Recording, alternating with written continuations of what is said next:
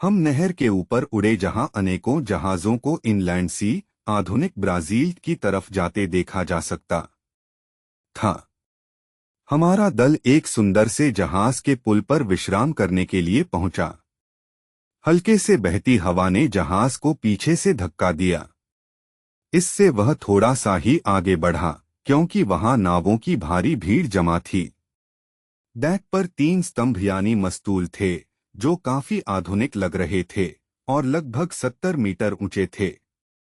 जहाज के ढांचे की आकृति से लग रहा था कि वह खुले सागर में काफी गति से बढ़ सकता था।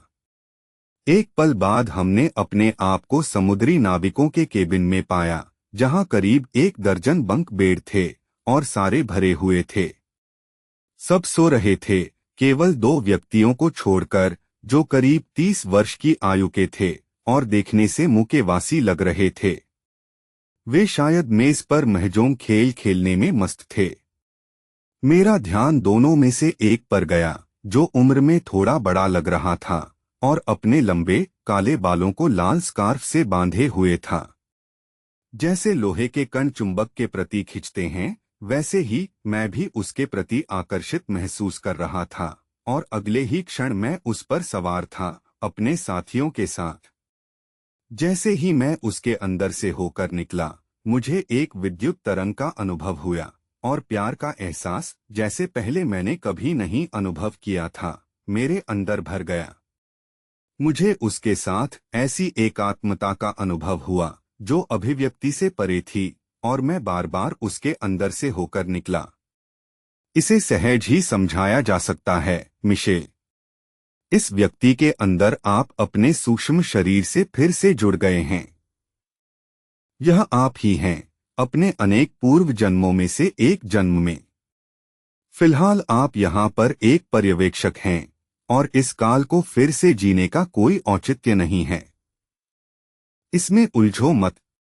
अफसोस के साथ मैं अपने साथियों सहित वापस पुल पर आ गया। अचानक पश्चिम दिशा की तरफ दूर कहीं विस्फोट का स्वर सुनाई दिया, फिर दूसरा कहीं पास में सुनाई दिया। पश्चिम दिशा में आकाश चमकने लगा और पास में ढेरों विस्फोट के धमाकों के बीच हमने एक ज्वालामुखी को फटते देखा, जिसने पश्चिम के आकाश को करीब 30 किलोमीटर तक धधका दिया। नहर और बंदरगाह पर हमें चीखों से मची तेज हलचल और भूंपुओं के शोर का अनुभव हुआ। हमें दौड़ते हुए पद चापों के स्वर सुनाई दिए और नाविक लोग नीचे से ऊपर पुल पर आ गए। उनमें मैं उस नाविक को देख सकता था जो मेरा सूक्ष्म शरीर पहने हुए था, उतना ही भयभीत जितने उसके साथी थे, और मुझे अपने उस अस्तित्व के प्रति हार्दिक सहानुभूति का अनुभव हुआ। नगर के बाहरी इलाकों में ज्वालामुखी की चमक में मैंने एक चमकते हुए गोले को तेजी से आकाश में जाते और जल्दी ही आंखों से ओझल होते देखा।